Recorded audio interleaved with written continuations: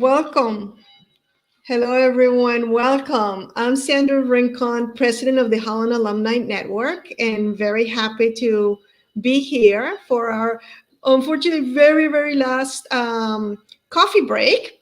So go ahead and grab your cup of coffee or chocolate or tea and join us for this wonderful session. What a wonderful way to close these this coffee breaks with than to have Dr. Margarita Lorido, who is a doctor in psychology, coach, and trainer. She's founder of Switch International and coaches high professionals internationals who want to achieve their goals. She really loves working with internationals and helping them work through their goals. And she believes that they have much to offer and loves to make them shine and help them in that direction. So I would like to welcome Dr. Margarita Lorido to join us. Hello, Margarita. Hi, everybody. I have my coffee as well here. Thank you. Well, chin chin, right? Especially for you guys.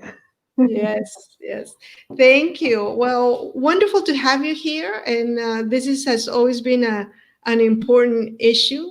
We're talking about, the many myths that we have with being international professionals and living abroad and being high performers as well, and some of the myths that come with all that, right, with all that bagage.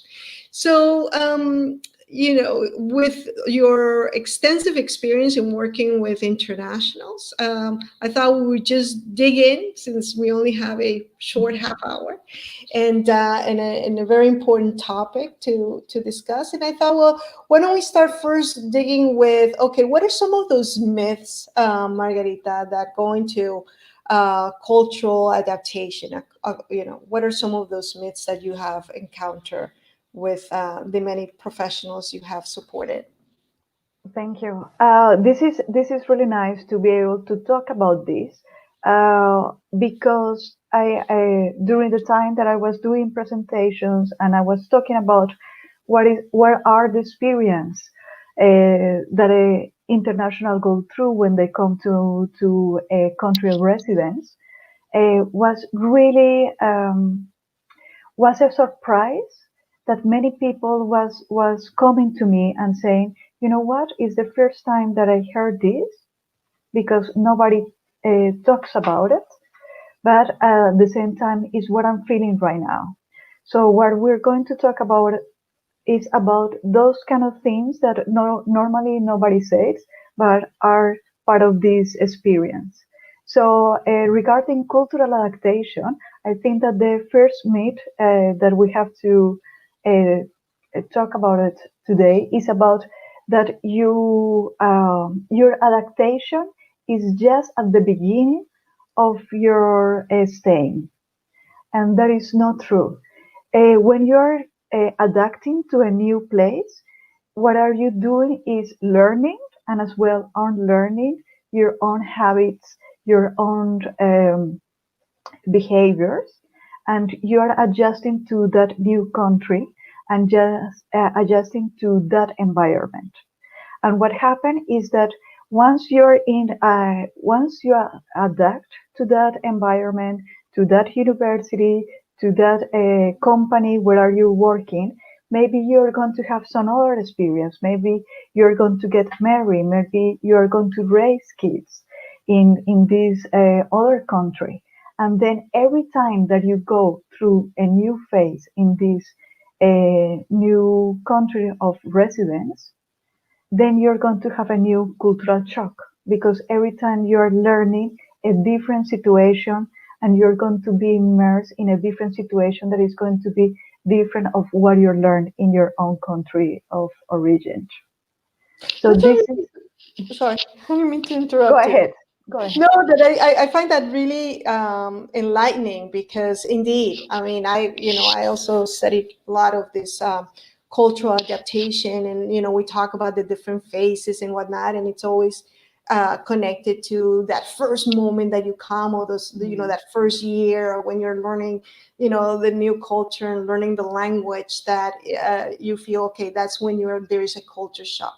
But what you're saying is that every time you sort of come across something new within the culture that confronts you with, what your cultural values or your Mhm. cultural experience from home, it's actually again having to adapt, and again going through a bit of that cultural shock.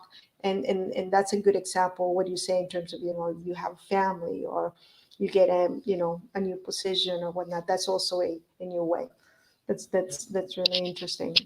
Well, in that sense, what's the role of language, in all this? We talk about cultural adaptation, but what about the language? We all have to learn Dutch in this particular case, or even, for many of us, the Dutch can be a third, fourth language, right? Many of us come bilingual, definitely with our native language and English, and then having to learn another language. What's the role there in languages, I think Margarita? that what a language is a topic that always comes, or clients come always saying, "Oh, this is difficult for me. This is difficult for me." And what I start seeing is that a lot of people, for instance, if you're working in a place where they speak English, a lot of the clients that were coming that have a bilingual education, and the proficiency was really high in this language, I start seeing that say, I need help because I need to improve my language of and I said, okay, but you study and you function for 12 years in this language. How come right now is a problem for you? And one of the things that I discovered is that has language, of course, have a component that is a skill, but also has a component that is emotional. So, for instance, I have a client that was doing the same presentation in Sweden and then the same presentation in the Netherlands, and was fantastic in Sweden, were really fine. Everything about the language was okay. But as soon as that she came to the Netherlands to give the same presentation, she was starting to having problems with the language. That one of the things that we saw is that she was feeling comfortable in Sweden, and she was not feeling comfortable with that team in the Netherlands. So what I said always is language, yes, is in a skill, but at the same time, check your emotions. If you don't like the country, it's going to be more difficult for you to learn that language. And as well, remember that you don't have to learn perfect Dutch, perfect English. What you have to learn is what is relevant for you. What is relevant for you to write that email? What is relevant for you to write that paper that you need? So don't put that uh, big, impossible idea, but make that smaller just for you. What you need at this moment. What do you need to improve? That is such a good tip, because indeed, I was a language teacher for many, many years, and my message to people was always, you don't need to speak the second, third, or fourth language. You're learning equivalently like your native language. You already have that, right? But it's because as adults, we want to be able to perform in the same level that we perform with our native language. But in reality, language is to communicate, right? And indeed, what you say, if there is a lot of more emotional negativity, it's going to make it more difficult to learn the language. But I think that also the tip that you say, because high performing people tend to be high achievers, and therefore want to have, the same level, or they feel that they're measured by the language and how they use it, and the vocabulary that, they greatly have in their native language, but not in the second or third language. So it's, take it in chunks. If you need to use that second or third languages as an instrument, right, to be able to perform what do you need to perform. And so, we don't need to be so uh, perfect in terms of speaking it as our native languages. There I have an example. And for Mhm. instance, when I start working here, technical words in psychology, they come from Latin. So the technical words came from Latin, and Latin is the root of Spanish. That all these big words for Dutch people were so easy for me as a Latin American woman. So what I did at the beginning was learning those words, and I went to meetings, and people was like, "What? For how many years are you living here in the Netherlands?" And was so simple, like put in my vocabulary those words that were even easy for me as a Latin Yeah. American Right. woman. Yeah. Yeah. So you can use check what is relevant for you and find that way to do it. Yeah. Also, when in studies, when they check, okay, what are the factors for success when people is going abroad, they check the language, they check the cipher, the grades that they have at school, they check everything, personality, and what they found is that was more related to social aspects than language. So sometimes we have to go more in that way, more about the interactions, more about the connection that we make, more about mixing with locals, Exactly. and less about having to wanting to try the perfect language. Right, right, right. And I mean, a little bit of language goes a long way, and I always advise people to learn Dutch. And I mean, you don't have to speak perfect Dutch, but being able to navigate just the daily life goes a long way in that sense. But I mean, if we talk about, more in terms of the bigger picture, we talked about the culture, we talked about language, and the bigger picture, and that big myth of, okay, I have a successful life because, I live abroad, I have an international career, I'm set for life. So what is the myth there? What's the break there? But it's really what called my attention always is that when international has a problem, it is difficult to talk about because after all, you are following your dream, you are studying abroad or you are working abroad, and then immediately you cannot complain. You cannot say to your family or your friends, "Oh, I feel so bad about this," or "This is harder than what I thought." Then sometimes it's difficult to talk about it. Hmm. And that's why I was finding that people, when I start talking about that, they come to me and they say, "Yeah, this is what I feel." Nobody say that. Nobody say that this is going to be difficult. Nobody say that I was going to go through these kind of situations. So what I said is talk about that because that uh, the biggest myth is that everything is fine. And when apparently everything is fine, the problem is one, you cannot complain about it. Two, you don't know how to resolve that. So, and sometimes people is having like good grades at university, but inside they're feeling bad.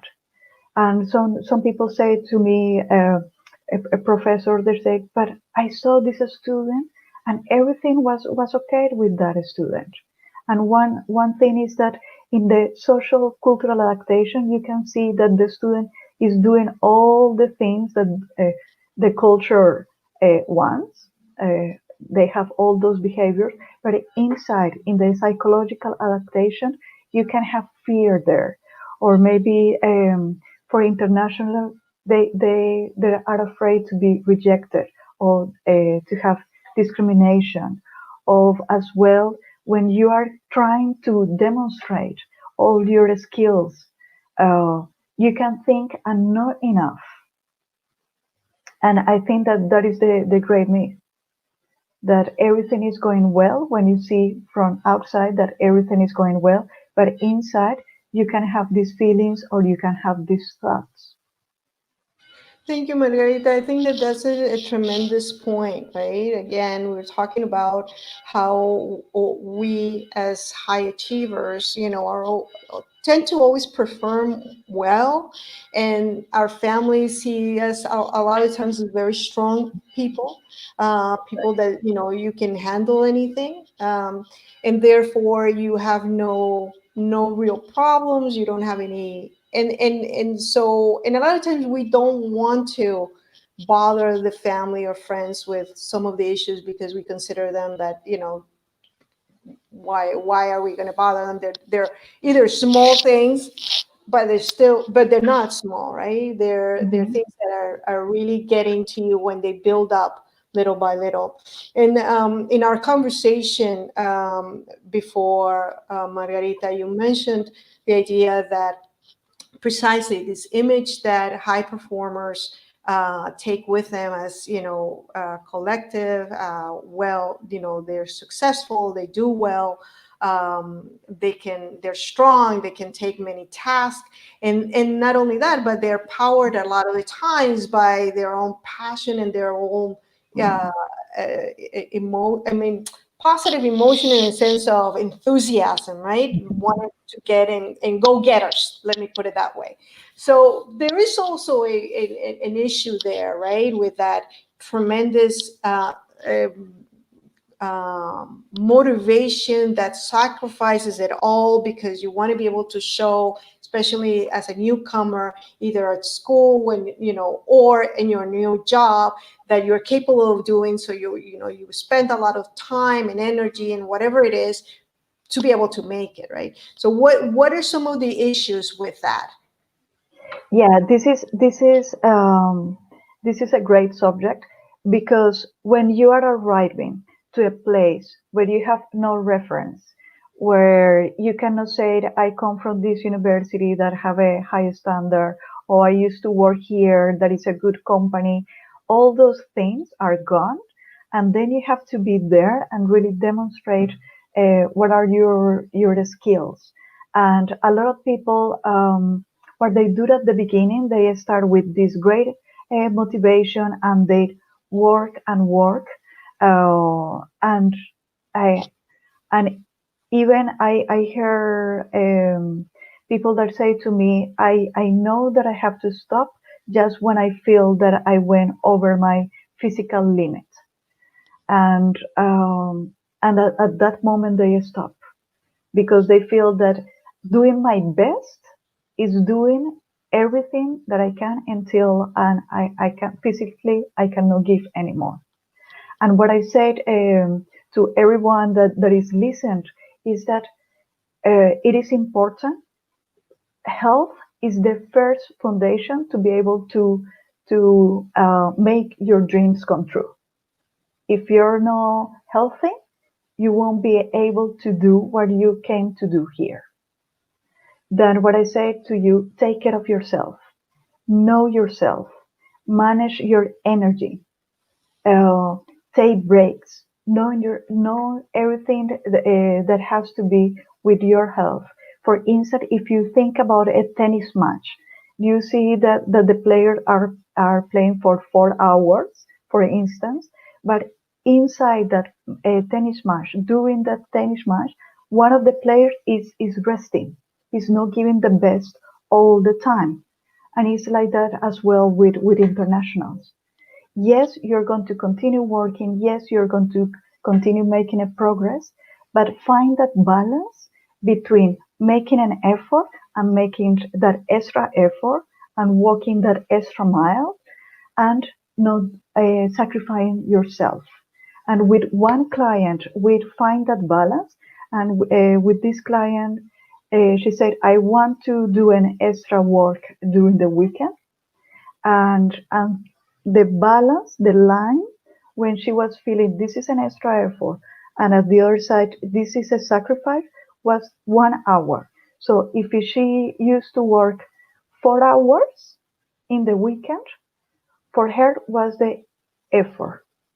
But If it those 4 hours became 5 hours, then she was too tired to be able to rest and to enjoy the weekend. So Mm-hmm. it's find your own balance, and Mm-hmm. can be just 1 hour of difference. Can be just instead of working 2 hours, 4 hours today, maybe working 2 hours today, two tomorrow. Find your balance. Trust yourself, trust your body. Your body is talking you. Yeah, I totally agree with you, Margarita, how important it is to listen to our bodies, right? And what messages in terms of being tired.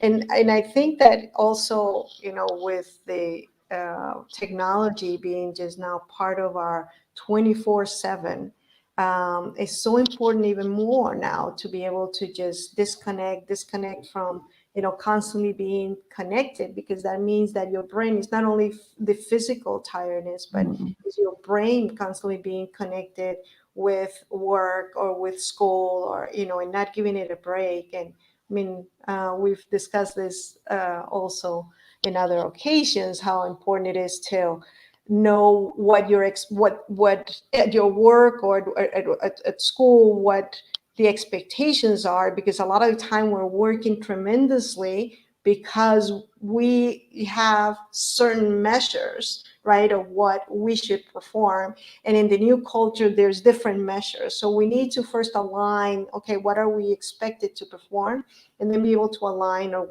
what we can do and at what level. But first of all, guard your health, right? Margarita, there is a question here that I just saw, and thank you to whomever posted.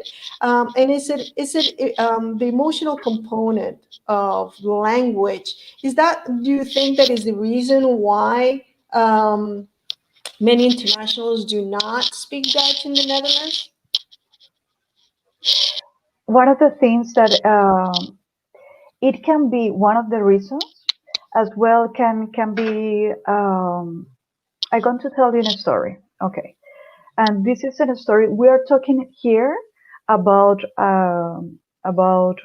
adults, and I'm going to tell you a story about a child.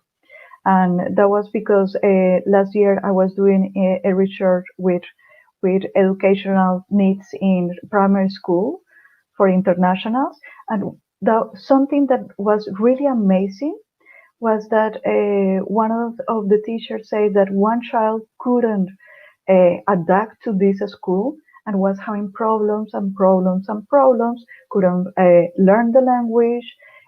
Something was stopping this child. As soon that the parents got the paperwork, the residence to the Netherlands, the child start talking immediately Dutch. So you have a lot. Yes, it's an emotional part is about the vision that was having. Can you imagine a child having the vision? Uh, we are going to go away. Better don't adapt here. It's about the vision that you have. When you have a clear vision, when you came to this country because you want it, you're going to learn that easier. Mhm. It's about how you feel that experience. If you tell yourself, and this I hate when people say, oh, Dutch is so difficult, Dutch is so difficult, your brain is going to say yes to everything that you say. So if you say Dutch is too difficult, your brain is going to say, uh-huh. If you say Dutch is easy or Dutch is fun, your brain is going to say, uh-huh, as well. Yeah, I totally agree with you. Every time, I hear people say, or even Dutch themselves, when they compliment you and they say, well, Dutch is a difficult language. I always say, no, Dutch is not a difficult language. I mean, if you compare it in terms of the grammar structure to Spanish or to any of the Latin-based languages, Dutch is not difficult. It's actually a very very standard language. It's phonetic as well, so it depends also from what level you come. But I think that it's primarily what you say is an emotional. It's it comes easier if you feel happy where you are, right? And you don't put so many mental blocks in your brain in terms of saying every time is difficult.